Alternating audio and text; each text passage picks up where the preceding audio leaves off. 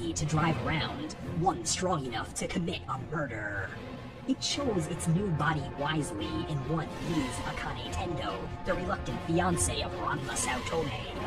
The perfect body to get in close and deliver a swift pummeling. Through powers bewildering to mankind, the spirit doll got in close and pounced upon Akane, pushing her soul out her body and crawling itself in. The spirit stood, a living, breathing murder weapon, and immediately sought out the boy, traveling incognito amongst his friends. Run! I have learned the name of the infidel. It's Ranma. And he is unmistakably very close to the woman I have possessed. He loves the woman. I can hear his heart flutter whenever I am near. This will be so deliciously easy. Love is the easiest human emotion to exploit. For the promise of love, a mortal being will do anything. He has no clue just how deep the forests run here. I will lead him there, to the most secluded spot, and give myself to him. I will let him in. And, just as he attacked me in my slumber, so shall I strike when he is at his most relaxed state, when he is at his most unaware. I will choose the implement of his destruction carefully, whatever fits the moment. And, once I have ended him, I shall return to my quarters, free of any interlopers, and I may continue to exist. Mysterious spirit doll? Or would you prefer evil Akane? What? This plan of yours? You see, it's great and all, but Ranma and Akane, they're not the most loving couple, you know. You doubt my plan! Well, I think you concocted it quite nicely, but Ranma might notice Akane's sudden change in attitude, don't you think? Infidel! You are being rude! You are being disrespectful! Say no more, I'll drop that, but I do have one question. When you pushed Akane's soul out of its body, where did it go?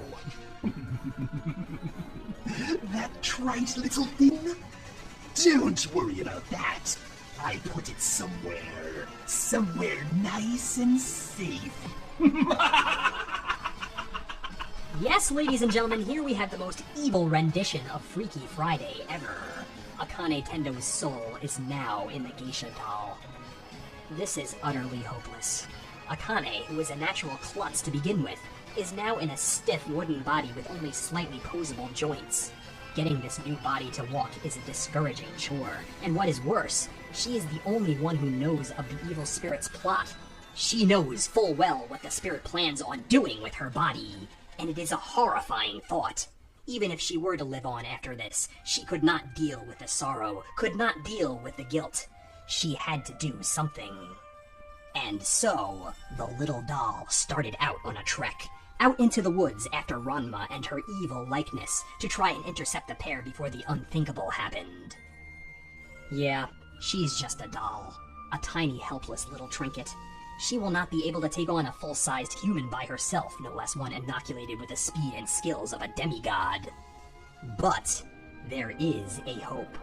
An exhausted one, sure, but it's there. And in this situation, it's the only thing to latch onto. We all know Pichan is the cursed form of Ryoga Hibiki. Ryoga has loved Akane with every fiber of his being from the moment they first met. He would gladly die for her sake. This is the strongest kind of love, a love unconditional, a love she does not give back in return and still remains unchanged.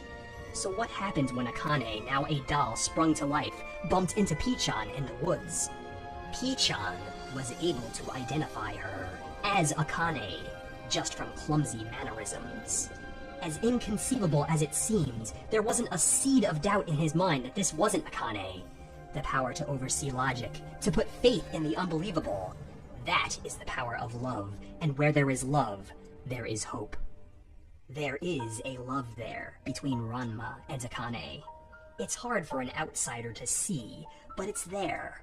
An understanding stemming from countless time together, through good times and bad, through hardship and triumph. If you look back on it, even their most heated arguments were all out of love. Such a rare thing this day and age. A love spawned and incubated for so long to grow into something so deceivingly powerful. A love where to gaze into each other's eyes is to gaze into each other's souls. So, they do feel for one another. That is what I originally stated. I shall use that love as his undoing! These are powers you, spirit, could never understand! Nonetheless, Ranma is going to have to be strong here.